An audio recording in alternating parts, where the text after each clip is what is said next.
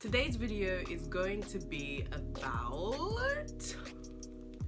I'm basically going to be talking about the jump between A-level psychology and starting psychology at university. You're going to do fantastic, okay? First year is okay.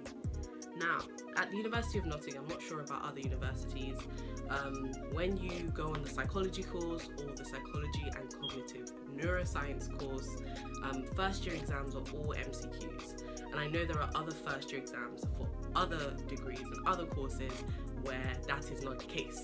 You have to answer, you have to provide written answers. Now, comparing that to A-level, where you have to do a lot of essay-based questions in your exams, think about it. Doing a first year exam is actually not impossible the way you might think if you've completed psychology A-level and you know you did great. This is meant to be a motivational video for you. It's going to be fine, alright? That's one thing I realized. Now, if you're about to start psychology A-level and you want to know what the difference is between that and university, psychology at A-level can be a challenge because, in my opinion, I'll say, oh, it's super fun, it's super interesting, I love it, blah, blah, blah, blah, but it's all very subjective. You're gonna have to try the A-level for a couple days. I'm not sure if all colleges give taster days at AS level. Try it for a couple days, ask the teachers, what kind of content am I gonna be learning over the year and over the 2 years? Does it get more difficult than this? And you can gauge whether it's for you or not. But collectively, I've had a lot of people around me, not just myself, who say A-level psychology is actually very interesting. You do a lot of case studies. So in my previous video where I talked about why I chose to study psychology as a degree, I mentioned Henry Molaison, and that is one of my favorite case studies in psychology.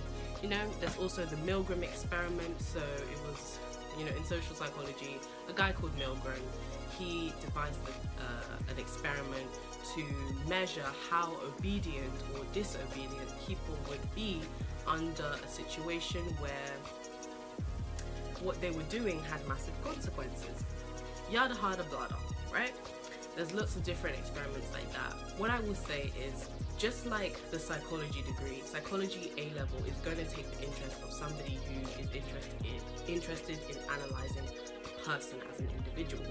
So that's cognition, which is things to do with the brain, that's emotions, that's behaviour. And if those kind of things do not tend to interest you, I do not believe that psychology A-level will be for you, because to be quite honest, psychology is the study, literally it translates as the study of the mind, but really it's the study of the person, a person as an individual, and it's for those people-orientated individuals, who are going to enjoy psychology A-level and the psychology degree at first year.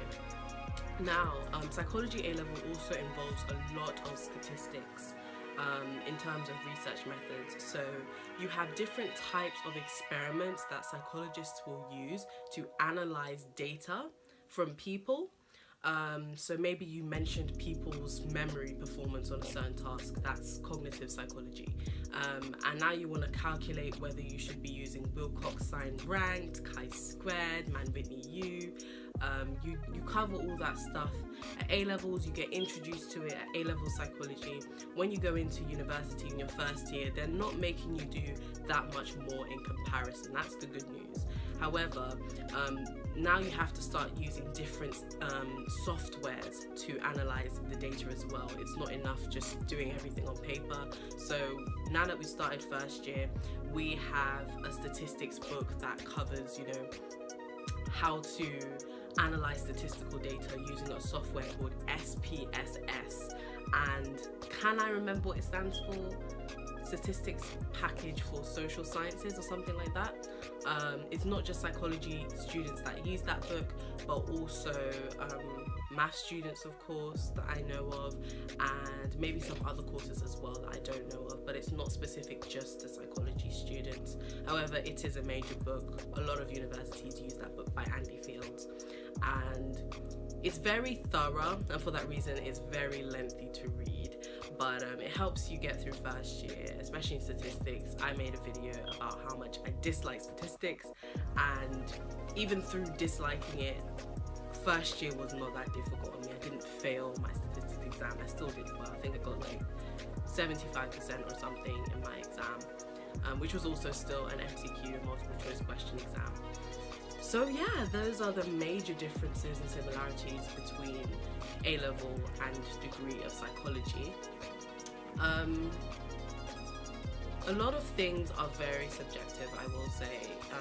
Maybe some people might think that statistics in first year is harder than at A-level because we have to use SPSS, which is a certain type of computer, like system for it.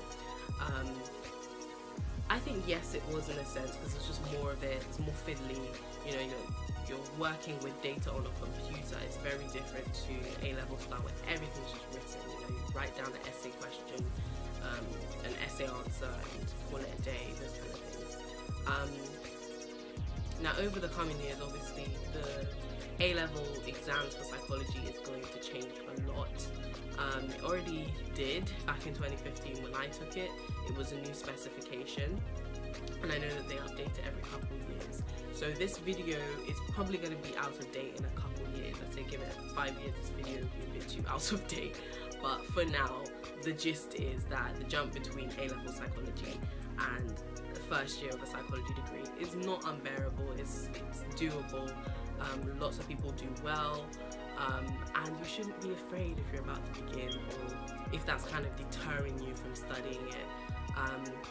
I really hope that people aren't deterred by psychology, because for me personally, I found psychology A-level easier than other A-levels. Definitely a lot easier than geography for me. It was a lot easier than product design, maths. But other people feel different. Other people say, oh no, like my younger sister, psychology is not for her. She just finds it too complex. I think really knowing that the A-level psychology or even the psychology degree is going to be right for you, it's just a matter of personality. You're going to have to test it out for yourself. I couldn't speak on behalf of you as the viewer watching. You're just going to have to read up about it and see if those are the kind of things that you think about, as a person. Like for me, psychology was definitely, I know I'm going off topic, but psychology was definitely something that took my interest because it's analysing questions that I always ask myself. Why do we do this? Why do we do that? That kind of stuff. So yeah, the jump between A-level psychology and that psychology degree is you obviously are still answering the same question. Now your statistics is involving using a computer and real numbers on the computer and SPSS and all that kind of stuff. In my university, we also have this thing called PsychoPie, which was a type of software or something that one of our lecturers made.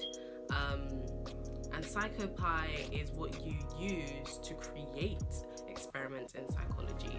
So if you wanted to do an attention performance task to see how quickly it takes for someone to react to this instead of that, like maybe a letter flanker task or something like that, you can make it on PsychoPie, and that's pretty cool. Obviously it still has a lot of tweaks that the program needs, but we've been using that as part of our degree in first year, and obviously none of that exists at A-levels.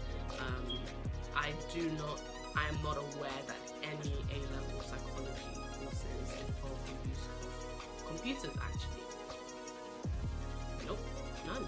So one of the major jumps really is just that you start using data analysis softwares a lot more when you start a psychology degree compared to A-levels. And that's all I've got for differences between A-level psychology and psychology as a degree. If you like this video, please give it a nice big thumbs up. And if you like what I do, subscribe, and I'll see you guys again soon. Bye!